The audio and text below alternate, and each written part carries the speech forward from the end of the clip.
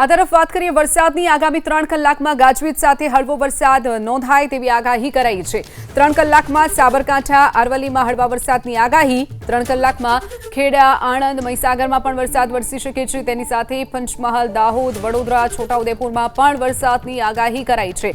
હળવો વરસાદ નોંધાઈ શકે છે તો પ્રતિ કલાક 40 કિલોમીટરની ઝડપે પવન પણ ફૂંકાય તેવી પણ આગાહી વ્યક્ત કરવામાં આવી છે। રાજ્યભરમાં વાદળછાયું વાતાવરણ છવાયું છે। लगभग 15 જેટલા જિલ્લામાં વરસાદ વરસે તેવી આગાહી કરવામાં આવી છે।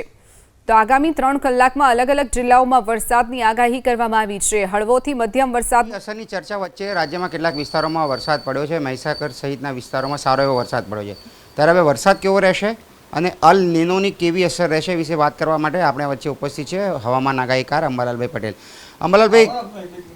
અંબાલાલભાઈ, અત્યારે હાલ અલ નીનોની અસરની ચર્ચા ચાલી રહી છે। એ દરમિયાન ગઈકાલે મહીસાગર સહિત સારા એવા વિસ્તારોમાં વરસાદ પડ્યો। આગામી દિવસોમાં વરસાદનું જોર કેવું રહેશે ગુજરાતમાં? ચોમાસું ક્યારથી બેસશે?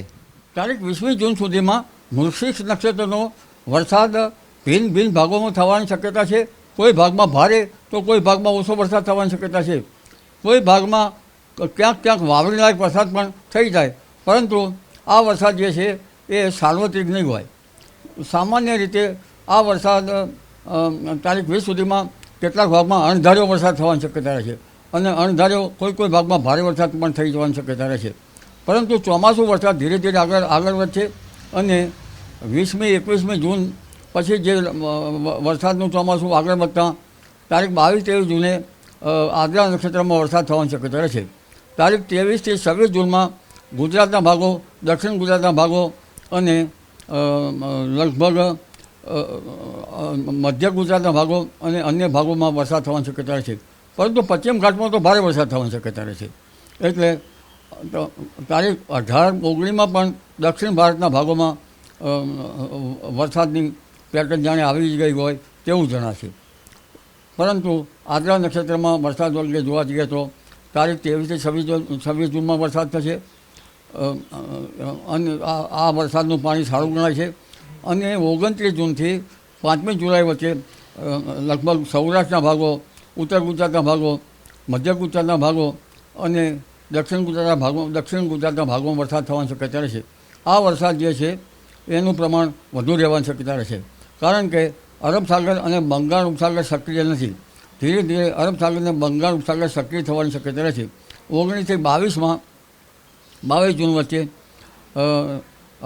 બંગાળ ઉપસાગરમાં એક સિસ્ટમ બનવાની શક્યતા રહેશે અને આ સિસ્ટમના કારણે તેનો વરસાદ છે કે પૂર્વ મધ્યપ્રદેશ અને ઉત્તર ગુજરાતના ભાગોમાં આવવાની શક્યતા રહેશે।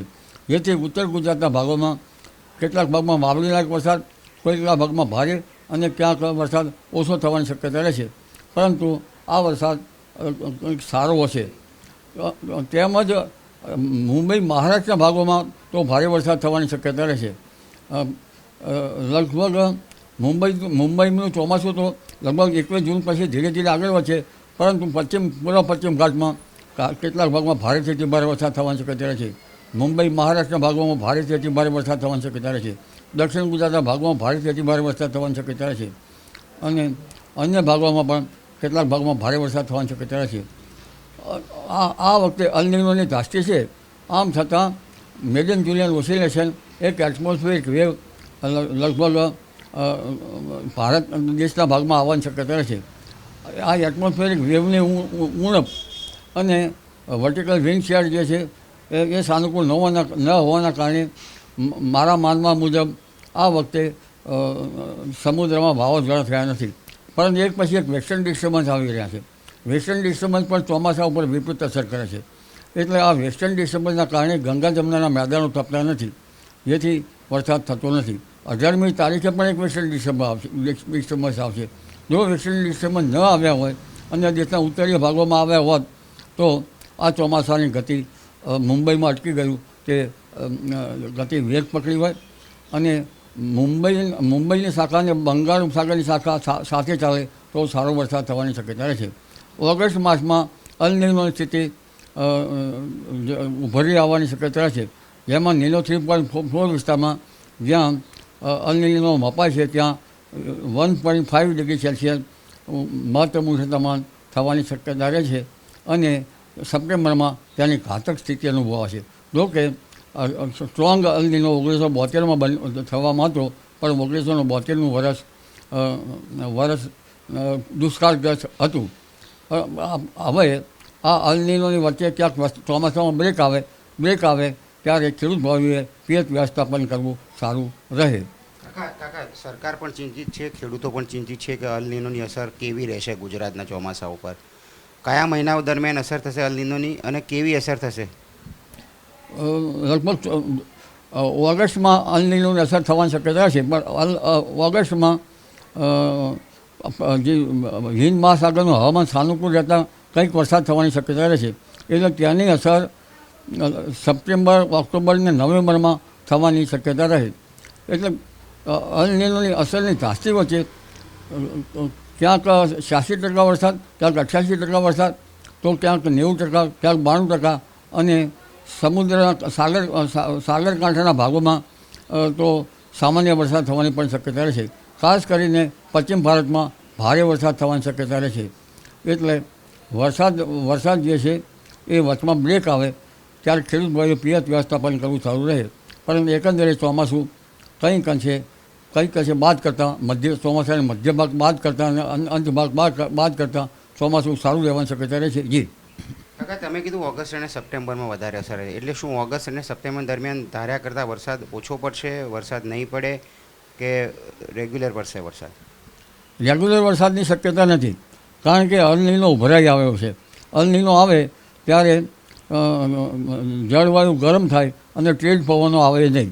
એટલે વેપાર વાયુના ઉણપના કારણે લગભગ ઇન્ડિયન ઓશન ડાયપોલ સાનુકૂળતા હોવાના કારણે વરસાદ થશે, પણ જે વરસાદ લા નીનો થઈ શકે તો ના થાય. એટલે વરસાદનું પ્રમાણ વધઘટ રહેવાનું, ઓછો રહેવાની શક્યતા રહેશે. જે સપ્ટેમ્બર માસમાં માત્ર ઝાપટા પડે એવી સ્થિતિ રહેશે. વરસાદ તો ઓક્ટોબર સુધી થતો રહેશે, પણ ઓગસ્ટ, સપ્ટેમ્બર અને ઓક્ટોબરમાં વરસાદ જે છે એમાં અલ નીનોની ધાસ્તી જોવા મળશે. જે કાકા, ખેડૂતો માટે કેટલી ચિંતાનો વિષય આ 3-4 મહિના તમે કીધું ઓગસ્ટ સપ્ટેમ્બર દરમિયાન, ખેડૂતો માટે કેટલો ચિંતાનો વિષય વરસાદની દ્રષ્ટિએ?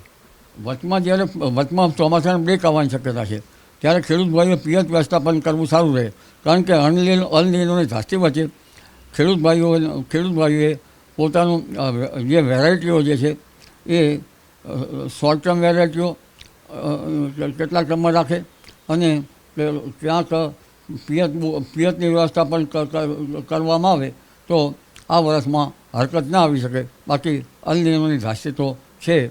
ઝેરધારામાં પણ અલ નીનો ભરવાની શક્યતા રહે છે અને જે એટમોસ્ફિયર વેવમાં પણ અલ નીનોની શક્યતા રહે છે. એટલે અલ નીનો કંઈક ને કંઈક ભાંજગડતો કરતો જ રહે છે. જે આભાર અમારી સાથે વાત કરવા બદલ. તો અમરલાલ કાકાએ જણાવ્યું એ પ્રમાણે ઓગસ્ટ સપ્ટેમ્બરમાં અલ નીનોની અસર વધારે વર્તાઈ શકે છે. ખેડૂતો માટે બી થોડું ચિંતાનો વિષય છે, પરંતુ પિયતની વ્યવસ્થા કરવામાં આવે એ પ્રકારની અનુરોધ કરવામાં આવે. અને 23 થી 26 જૂન દરમિયાન ગુજરાતમાં ચોમાસાનું આગમન થાય એવી શક્યતા છે. અને